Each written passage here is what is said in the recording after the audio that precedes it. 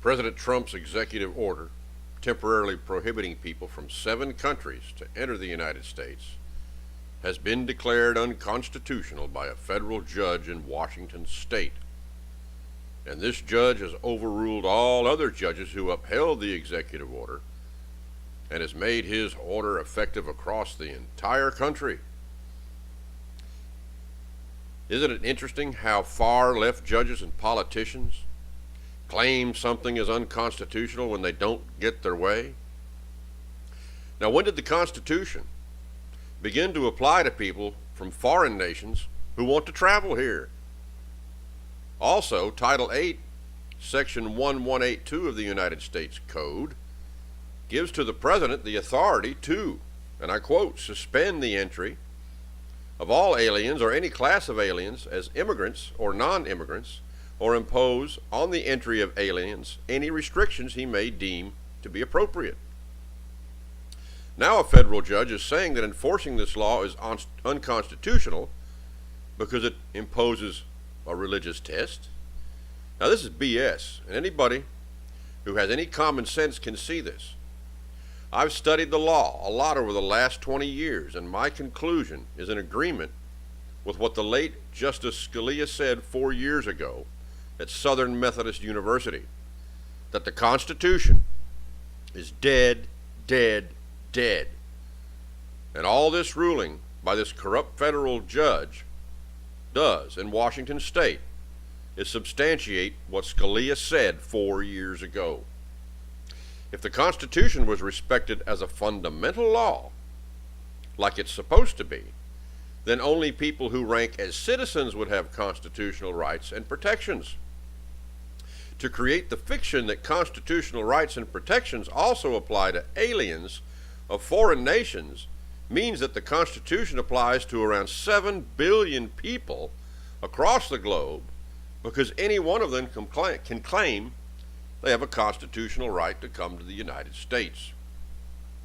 The Constitution, according to judges of a socialist mentality, is whatever they invent at any given time to justify what the left wants to accomplish.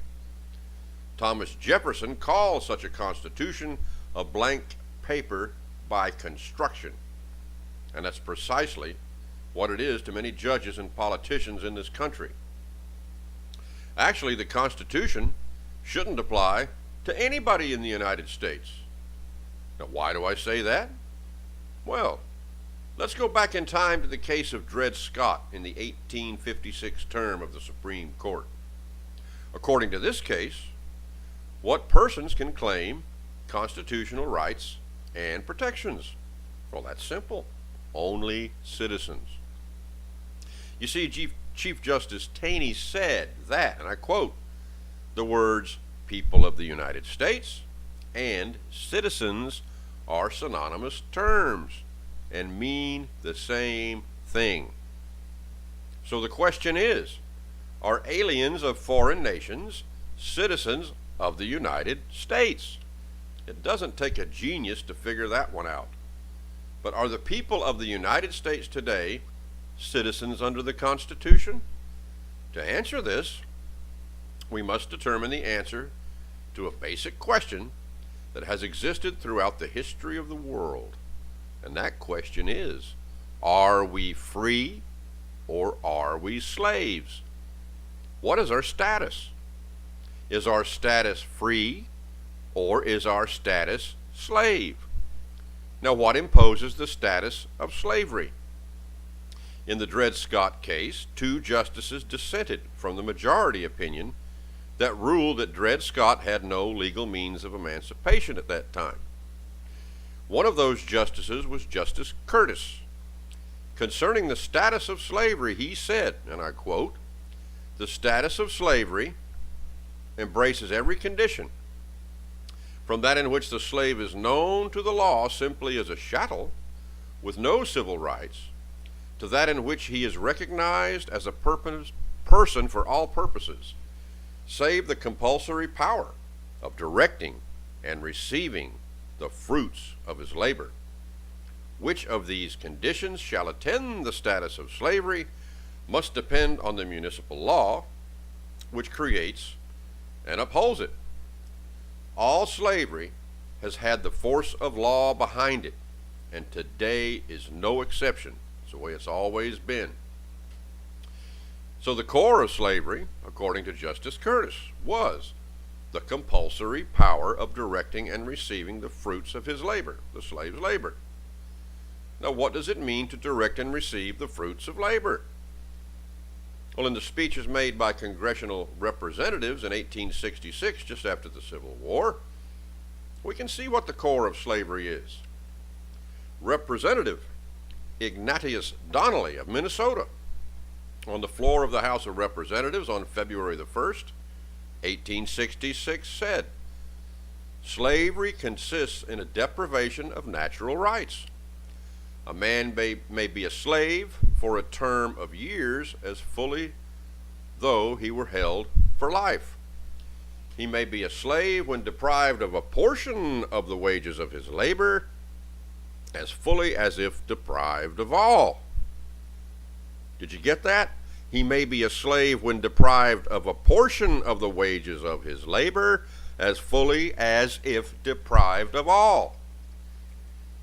All right, folks, now look at your paycheck and think about what Representative Donnelly said 150 years ago, and ask yourself, are you free or are you a slave? You see, the income tax, when it started with the 16th Amendment in 1913, was sold to the people as a tax upon the gains and profits of large corporations and rich people. And for 23 years after 1913, less than 3% of the people were legally required to file and pay income tax. It did not tax people's wages. Now, that all changed with Franklin Roosevelt and his New Deal of the 1930s, when, pursuant to the Social Security Act of 1935, wages began being taxed at 1%, starting in 1937. Now look at it.